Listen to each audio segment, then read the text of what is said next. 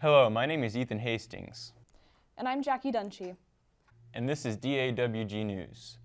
Our first story is about the recent walkouts across the nation. Let's hear more from Mr. Ray.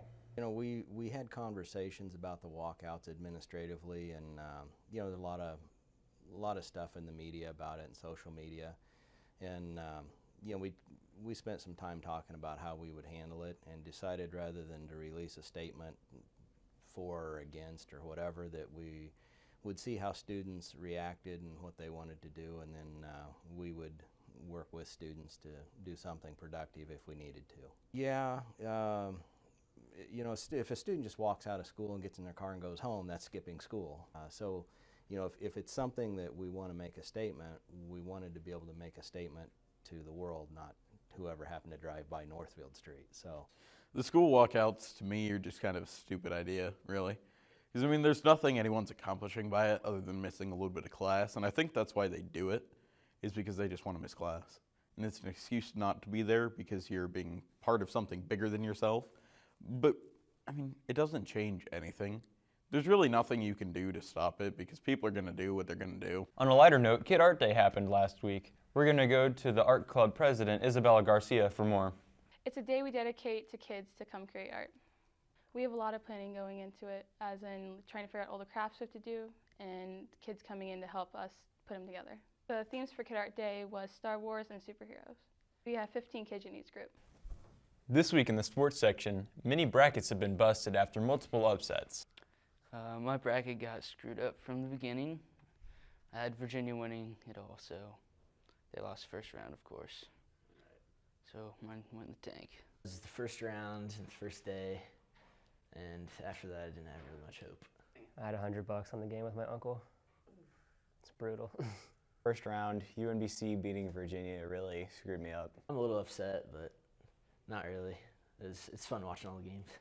I was down in Tennessee, and I got a notification that a major upset, UNBC, beat Virginia, and I just like, this can't be true, but it was. First round, second game, Arizona did me dirty. I had to win the whole thing, I lost. No, I think it's fun.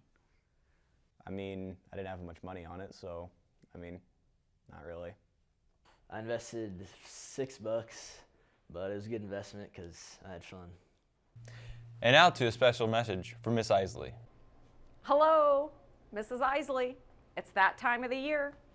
Looking forward to 2018 to 2019 school year. I want you, we need you, school leaders. We are doing and looking for class officers for student council.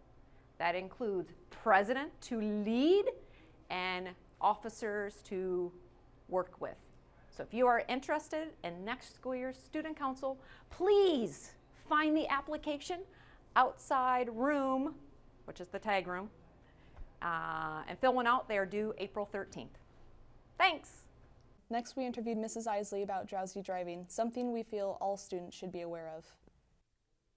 The effects of low sleep on the body, for teenagers especially, could be very similar to what we will talk about in drunk driving. So your alertness, reaction time, concentration, and just overall distraction.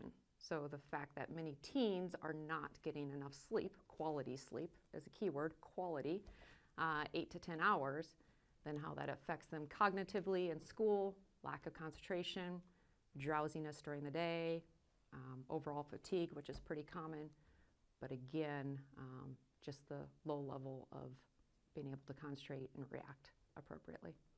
The effects on your physical body could be very unhealthy in the sense similar to heart disease, lead to heart disease, stroke, high blood pressure, which again, many teens are not too concerned about.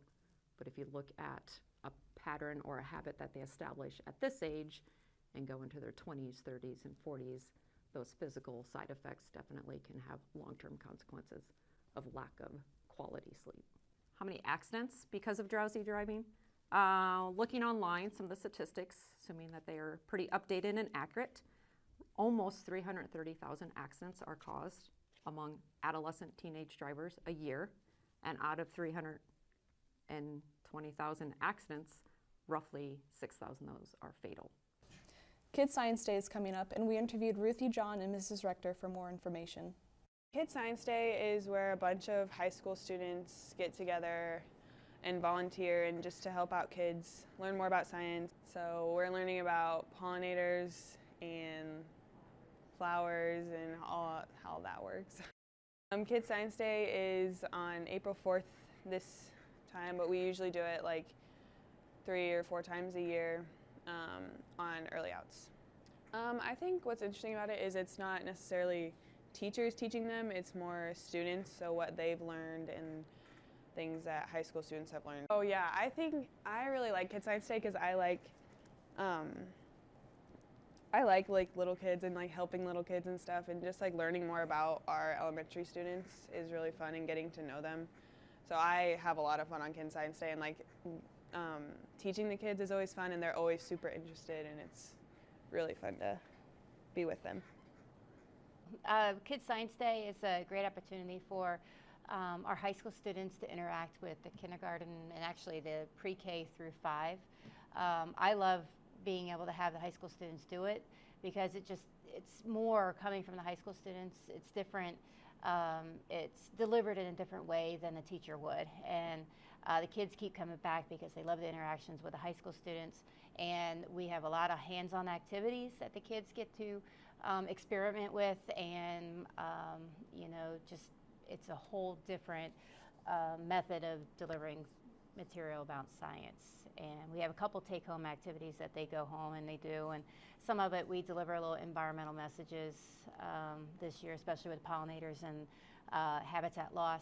We're going to be looking at bees and flowers, and we have Stars Cave Nature Center coming in this year. I try to bring them every year to just bring someone from the outside giving a career ideas for some of my high school students too.